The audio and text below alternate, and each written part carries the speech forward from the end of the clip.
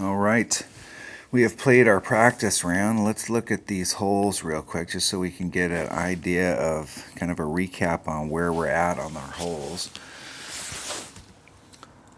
If we can get the page to load. So hole number one, we're looking at Extra Mile Titan.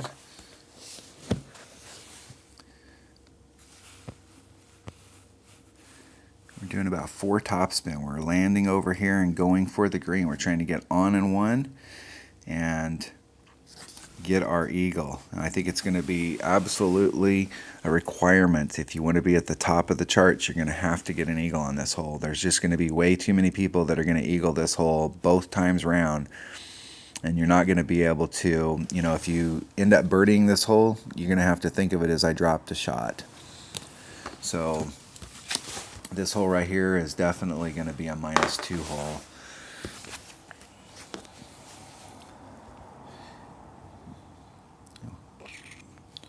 Hole number 2, looking at the par 3s. This par 3 right here, I think it's definitely a great sniper hole.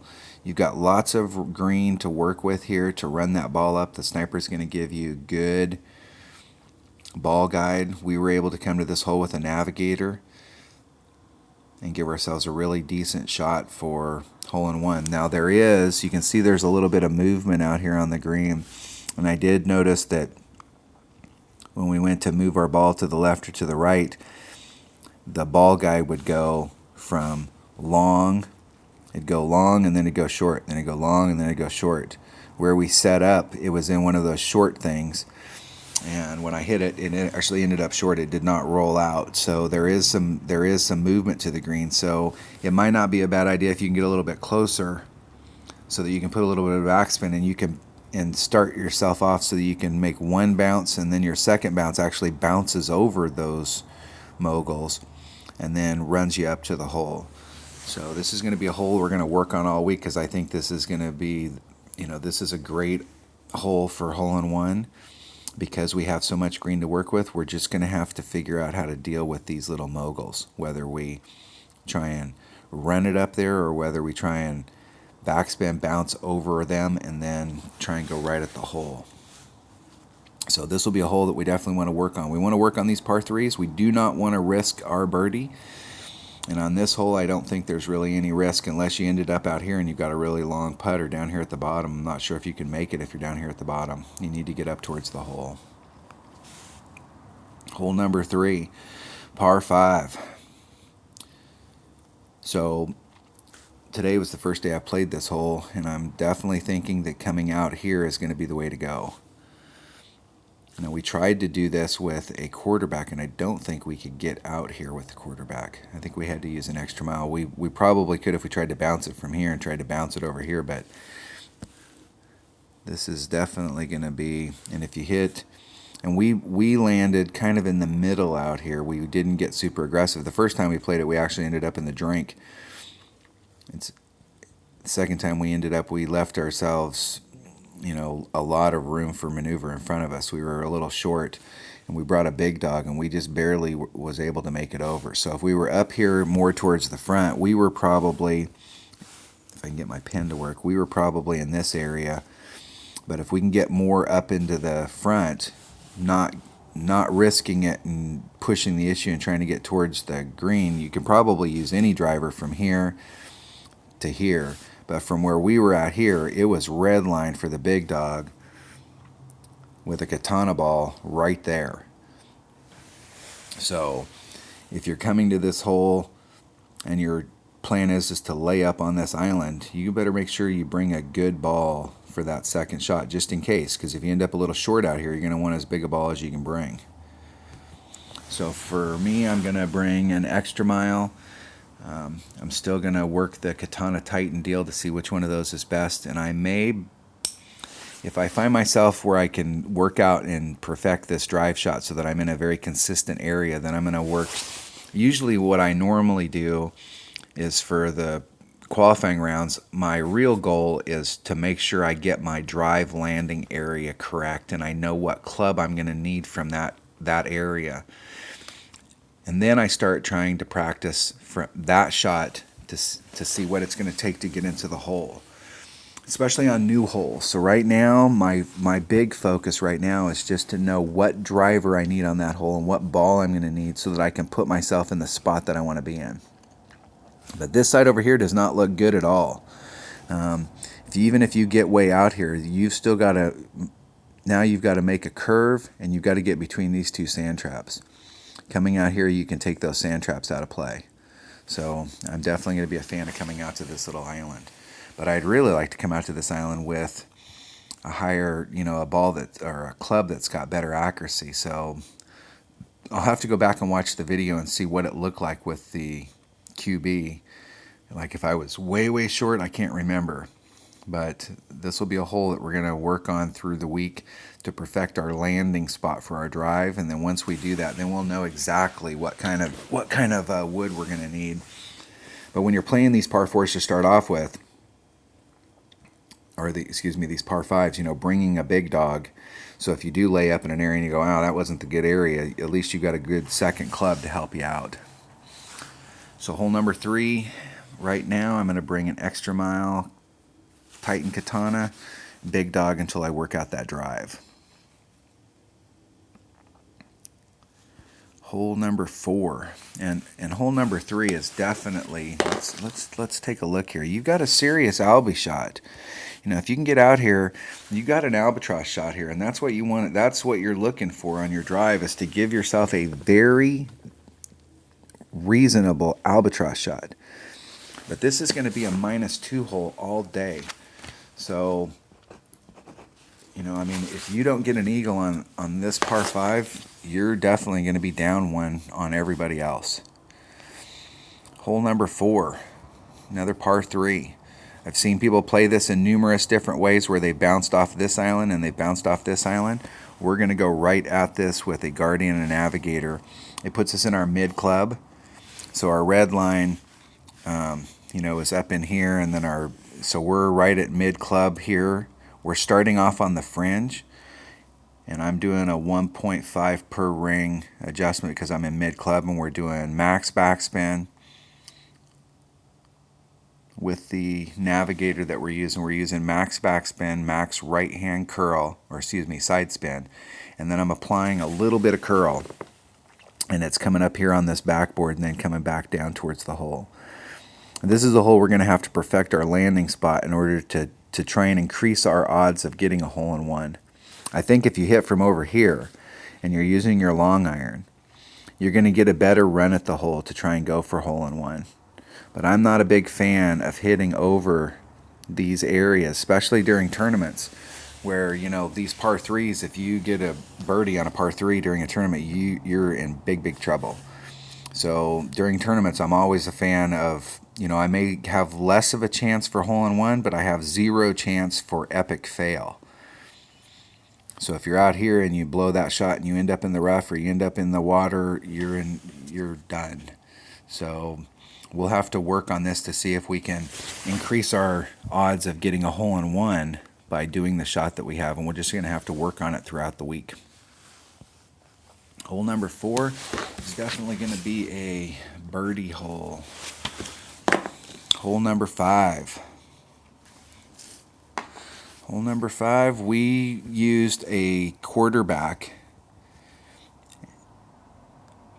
and a Katana and a Guardian, and we went out to this area here and then was able to come right out the hole. Now I think if you used a bigger power ball with our Guardian and our Katana, we were right at the red line. Here was the red line. So we were easily able to get on. We applied, if I remember correctly, we applied all of the top spin and was able to trickle the ball onto the hole and get it to go pretty much pin high. If you use a sniper here, you're going to be a little bit back from that if you're using a Katana. And so you're going to have to use more of your top spin in order to get on. I always like to use my sniper when I'm not having to apply all of the topspin in order to try and sink a shot. So I think if I'm laying up out here with my quarterback, we used a Katana last time. I think this is probably going to be a hole where I'm going to want to switch that katana over so I'm not right up against the red line every time I'm here. If I end up a little short on that drive, and I'm going to put in a Titan, not necessarily for the first shot, but to help out my wood, to get me more in my wood range for the drive for the Albie. I would stay away from this area down here. This really, in my opinion, is the only shot to get over here into. You're not going to make it from down here. It's easy to hit it down here, but you're not going to make it from down there. All right, that's going to be that hole there. Hole 5 is also going to be, once again, it's going to be an eagle hole. You're going to need to get eagle on it. Hole number 6. This is a hole here that's going to, boy, whew, hole number 6. We tried to see if we could get out here with a lower power ball, but even with a Titan, we had to use the wind.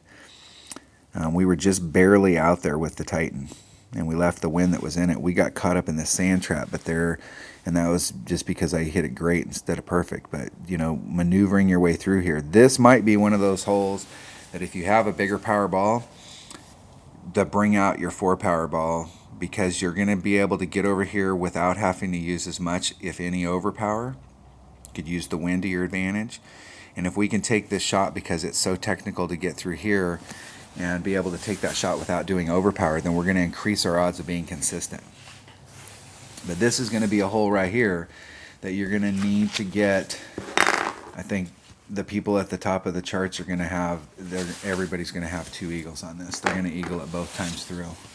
You're going to really need to get an eagle on this both times through. So we're going to go for Albie. And on hole number 6, we're going to go for eagle.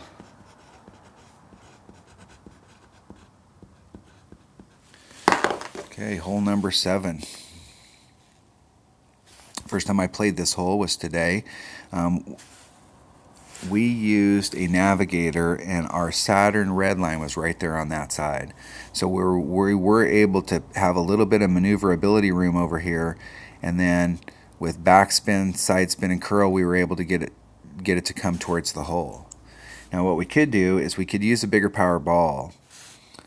So we're using a 1 power ball. We could use a katana on this, and that would put our red line up a little bit higher so that we could start our Saturn off on the green, and then give ourselves a little bit better shot of making that hole in 1. So this is going to be, I'm going to try that next time. We're going to try a 2 power ball. And the katana is going to work good because it's got lots of side spin, so it'll help us do if we're going to do a backspin, side spin shot, it's going to give us really good side spin to bring it back towards the hole. But hole number 7 is definitely going to be, we're going to write that down as a birdie hole. If you can get a hole in 1, go for hole in 1. Okay, hole number 8. First time I have ever played this hole was today. All right, we definitely want to get over here, and we want to go for the green. So we're using an extra mile, a Titan. This may be another one of those holes where we're going to use a 4 power ball, just because we don't want to have to do overpower on this. You're going to have to hit it perfect. If you hit this shot and don't hit it perfect, this neck is so narrow that you're really, it's going to be tight.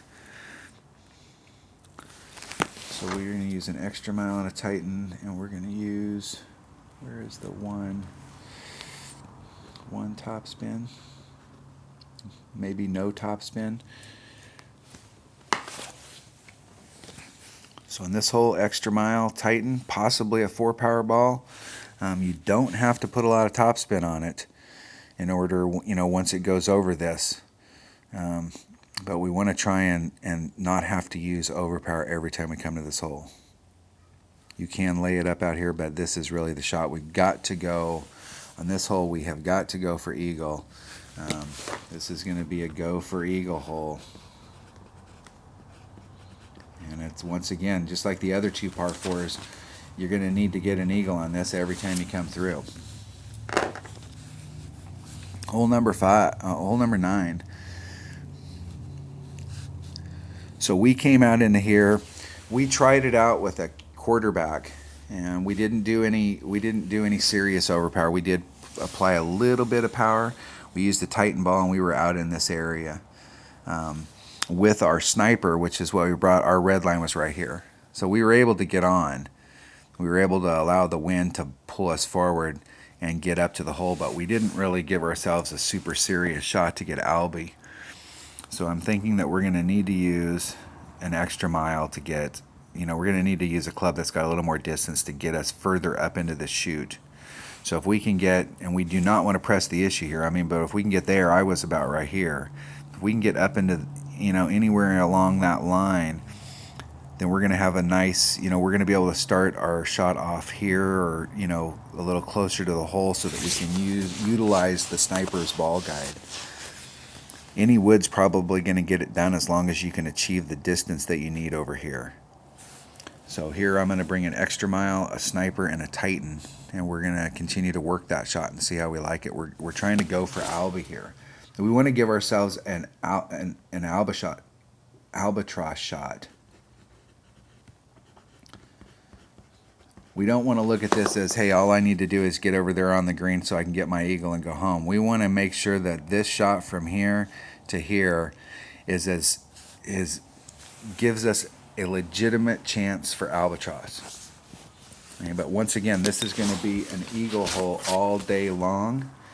And so if you don't get eagle, you're going to be a shot down on everybody else. So if we just take like the average round here, we got 2, 3, 4, 5, 6, 7, 8, 9, 10, 11, 12, 13, 14, 15. Minus 15. Whew. That means that we're looking at minus 30 on a turn as just a clean round. Every one of the par 4s here is eagleable, and every one of the par 5s here is eagleable. So, just counting that we get birdies on the par 3s, if we get eagles on all the par 4s and we get eagles on all the par 5s, and we do that for 18 holes, we're looking at minus 30. Would be like the perfect round. So, there's going to be some massively low scores this week. But I think our minimum goal that we want to shoot for is minus 30. To get an albatross or a hole-in-one, those are the shots that you're jumping up and down and screaming, and everybody's looking at you trying to figure out what the heck's your problem. But just to go out there and shoot a nice clean round, eagles on all the par 4s, eagles on all the par 5s, birdies on all the par 3s, we're looking at minus 30 a round. That's a massive number. So I think my minimum goal is going to be minus 30 for this week. Now, obviously, people are going to drop those shots and they're not going to make those eagles. But I think that your goal here, what you're trying to get your notes strapped in for in your practice on these holes, is to try and figure out what it's going to do to maintain that minus 30. I think a lot of it's going to be ball selection. This might be like the last tournament where on some of these holes, hey, we can get it done with a lesser ball, but to give ourselves a consistent chance to get it done during the tournament, you don't want to go out there and go, well, hey, I can get it done with, a katana, but if your life is twice as easy by using a Titan or a 4-power ball, then you may have to pull those out if you have them in your bag. All right, that was kind of a little bit of a recap on the Christmas Links tournament for the practice round we just did on Monday. I will take let me get my camera out here. Where is my camera? Hey.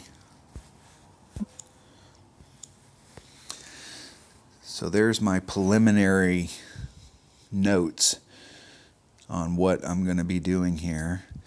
And then we will go through. So my first goal is to get an idea of what we're looking at on each hole and what my club selection is going to be, and a base, like my basic ball selection.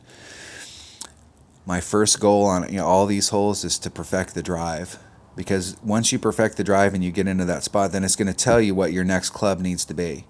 Like, hey, I really want to use my sniper, but hey, where you're at, your sniper's not getting it done. So you're going to have to either go to a big dog or you're going to have to go to a Gardner or something that hits a little bit farther. So goal number 1, get the drives down.